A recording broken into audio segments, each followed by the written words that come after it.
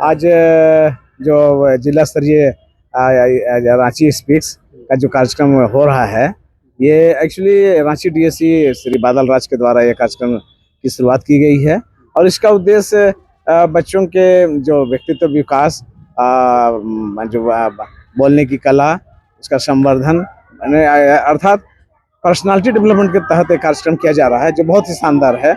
और इसका जो इस कार्यक्रम का संचालन जो की रूपरेखा तैयार किया गया है उनके द्वारा काबिल तारीफ है।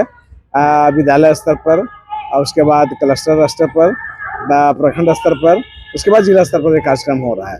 और इस कार्यक्रम की सबसे बड़ी खासियत है कि टॉपिक्स दिया गया है और बच्चे बखूबी 3 मिनट 4 मिनट बखूबी पूरे स्टेज में सबके सामने बोल रहे हैं।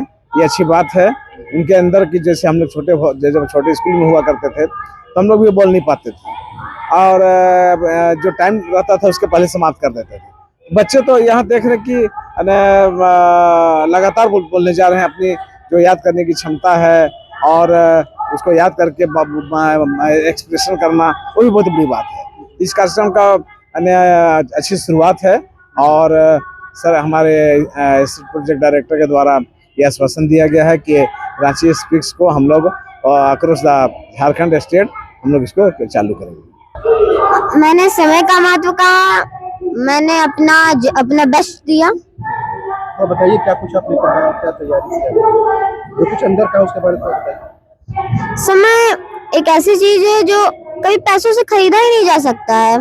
आपके पास कितनी भी धन दौलत है वो सिर्फ समय के बदौलत है। अगर आप चाहेंगे कि आप पैसों से समय को खरीद ले तो आप कभी ऐसा कर ही नहीं सकते हैं। आपको इस प्रोग्राम के बाद कैसा लगा? आपको लगा कि आपका विश्वास बढ़ा है? हमको मेरा कॉन्फिडेंस बढ़ा। हमको ऐसा लगा भले ही हम फर्स्ट या सेकंड थर्ड नहीं आ पाए लेकिन हमको बहुत अच्छा लगा। और बच्चों के लिए क्या कहेंगे जो पार्टिसिपेट नहीं कर पाए, उनको भी करना चाहिए? उन्हें डर लगता है कि हम स्टेज पे जाके बोल पाएंगे, इसीलिए वो नहीं किए। लेकिन मुझे तो डर नहीं लगता है, मैं तो बोलूंगी। मैं हार गई तो मैं एक बार वापस कोशिश करूंगी। सर ये प्रोग्राम है रांची स्पीक का।